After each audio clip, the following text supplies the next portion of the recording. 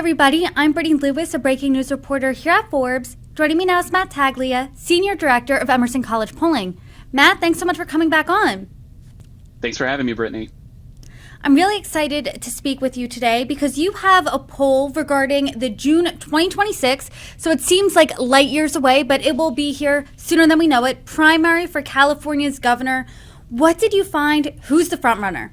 Yeah, Brittany, it does seem like light years away, but folks are interested and some folks are tuned in right now. So I think the big story here is that it really depends on whether or not former Vice President Harris decides to enter the race. With her in the race, we have her at 31%, Katie Porter at 8%, and then all others are below 5% with 39% undecided. Now, if the former vice president, former presidential candidate Harris decides not to run, then it is really sort of an open race. Porter jumps a little bit up to 12%. All other candidates, though, are under 5% there, with a majority undecided at 54%. So again, this really hinges on whether or not Harris decides to run. That's really interesting because Harris hasn't even jumped in the race yet. So when you take her out of the equation, the numbers don't even change. So talk to us about that a little bit. Is that normal to see people this excited about a candidate who hasn't even yet declared that they were joining the race? Yeah, and I can't think of too many other instances where this has been the case, but I think it does speak to her name ID more than anything. We do see excitement among Democrats specifically, so 49% back Harris when she is on the ballot versus Porter, 13% among Democrats. But she also picks up 23% of independents, and we see the highest support among these younger voters, 18 to 29-year-olds. She has 46% support there. Again, I think that is very much a name ID contest. She's been in the news recently. She obviously was just on the presidential ticket. So I think that that's really giving her a leg up here. But I also don't want to discount that. Some of these candidates would have to spend millions and millions of dollars in order to get the same name ID as Kamala Harris. So she walks into this race, if she decides to, with a substantial lead. When you're looking at the numbers, when Harris enters the race, she's at 31%, but there is another group leading the charge, and those are undecided voters at 39%. Who does that undecided help more? Because when you're looking at Harris, she arguably has the most name recognition on this list because she was vice president, she was presidential nominee, but does it help the smaller names more because voters don't have as much of an opinion on them as they potentially do Harris? So I think that that is a fair point, and I think that there is some room here for growth, especially for Katie Porter. She does pick up, when Harris isn't on the ballot, she picks up a little bit more support among the older voters, and that's exactly who you're going to want to court in a primary situation, be it Democratic or Republican, in this case nonpartisan. But regardless, I think that that is one sort of thing that she can boast there. On the other hand, I think eventually this undecided factor is going to help one Republican. So if Republicans can coalesce around one candidate right now, that candidate who is a Republican and has some support is Bianco. If Republicans can decide and coalesce around one candidate, I think that undecided vote will ultimately help that candidate. They'll want to have someone be in second place so that the top two are not both Democrats. How competitive, as of now, is this race shaping up to be? If Harris jumps in, is it almost like, as of now, game over? Does a Republican have a shot? I mean, what does that really look like?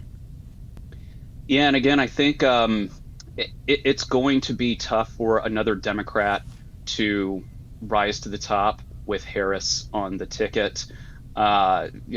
She is walking in with such high name ID. She has a substantial lead this early when we are, roughly, April? So 13 months out from the primary election. I think that that's really tough. Again, I think, the state Republican Party, other Republicans, they're going to be looking at this and they're going to certainly want a viable Republican candidate who can make it up to the top, and they're going to be putting money into that. So, I think that it's ultimately competitive in a general election? Probably not, but at the primary level, I think that there is a strong chance that it would be, in the case of Harris, a Harris and a Republican candidate in the top two slots. And if Harris decides not to enter the race, then I would still say it would be either Porter, maybe one of these other Democratic candidates, but likely, almost certainly, a Democrat on top, and more likely than not, a Republican in second place. One thing that's exciting is that this primary is over a year away, so I'm sure you and I will have plenty of conversations on it. We're talking about the future governor of California, but I do want to look at the current governor of California, and that is Gavin Newsom. How do Californians view the job that he's doing now? Because as we remember, just at the beginning of this year, LA was ravaged by wildfires. Newsom took the brunt of criticism for how he handled that. What do voters think of him now? Yeah, and it's not the best approval rating we've seen for a governor. 33% approve of Newsom's job performance versus 42% who disapprove. Let's compare that for a second to President Trump. In California, as we know, one of the most democratic states in the country, 28% approve of Trump's job performance versus 56% disapprove. So there is certainly a distance there, but those approval numbers specifically, that 28% and 33%, that's a fairly small distance between the two approval numbers there. So that's a little striking to see for a Democratic governor. And I think we see a little bit more of that further down the polls. We get into the issues, and then we get into the question of Newsom running for president. I want to get into that because Gavin Newsom has been trying to make inroads with conservatives. He started a podcast and had Charlie Kirk and Steve Bannon on as guests. That was viewed as largely controversial. He's also moving more towards the middle in different views, like trans athletes in women's sports. And this is the description of his podcast. It's time to have honest discussions with people that agree and disagree with us. It's time to answer the hard questions and be open to criticism and debate without demeaning or dehumanizing one another. And many people see this as him laying early groundwork to run for president. Is there an appetite for that? Well, in California, at least, no, not necessarily. So 59% say no, Gavin Newsom should not run for president versus 41% who say yes. As you might expect, Democrats are more bullish about Newsom running for president. It's a 60-40 split roughly. Now, I wouldn't say that that's overwhelming if 40% within your own party in your home state say that you should not run for president. That's maybe not the odds that you want. And then when you look at Republicans and independents, it's 3/4 say that he should not run for president. So I don't know necessarily that the podcast is breaking through. I don't know that these olive branches to the other side are going to really help him in the end. But I also don't know that Californians speak for the rest of the country.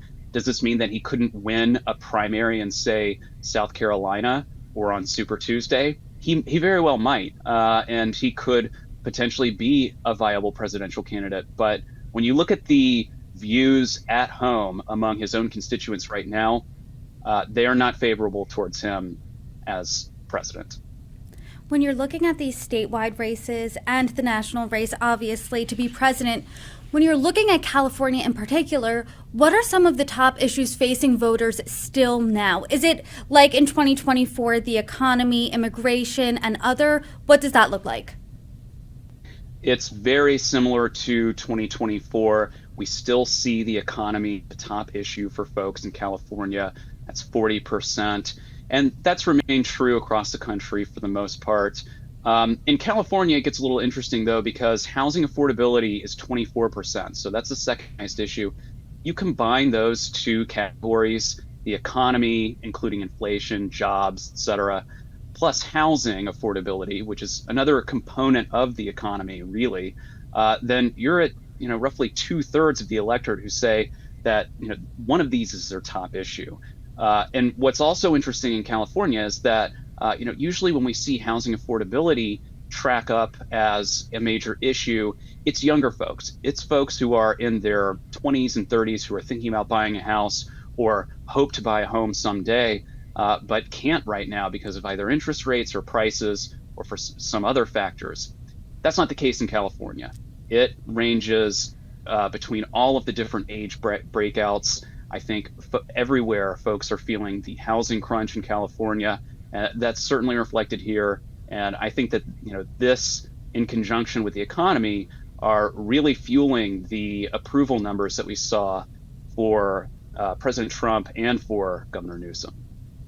And I'm curious how the tariff issue impacts people's view of the economy, because President Trump earlier this month unveiled a sweeping tariff plan. And since he really started in January, he's threatened, paused, started, and escalated trade wars with our allies and adversaries alike. How do voters in California view this tariff plan? Yeah, and so we asked, how folks tend to view tariffs and who ultimately pays for tariffs.